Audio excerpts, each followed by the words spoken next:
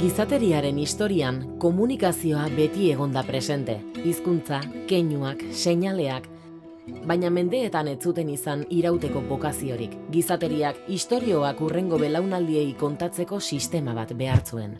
Dena aldatu zen lehen alfabetoa iritsi zenean. Ezagutzen den lehena, orain dela 5.000 urteko Mesopotamiako sumertarrena da. Kuneiforme izenez ezaguna zen idazketa sistema horrek buztinezko oholtxoetan inprimatutako zeinuak erabiltzen zituen estilete baten laguntzaz. Sumertarrek legeak eta merkataritza transakzioak erregistratzeko erabili zuten. Handik ez oso urrun, aintzinako Egipton eskribauek ere hieroglifikoak erabiltzen zituzten. Idazketa sistema honi esker, ordurarteko zibilizazioaren historia eta kondairak gaur egunera arte iraundute.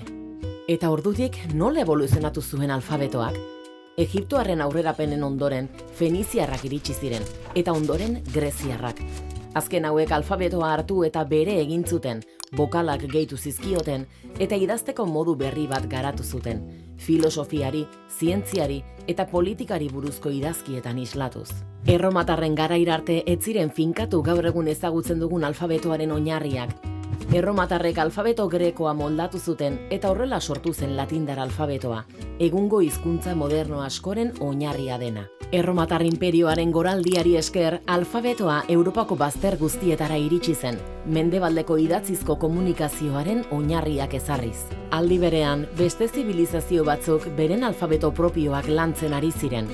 Indian, Brahmi alfabetoak Asia hegoaldeko eskritura asko sortu zituen. Txinan berriz, karaktere txinatarrek gaur egun arte evoluzionatu dute.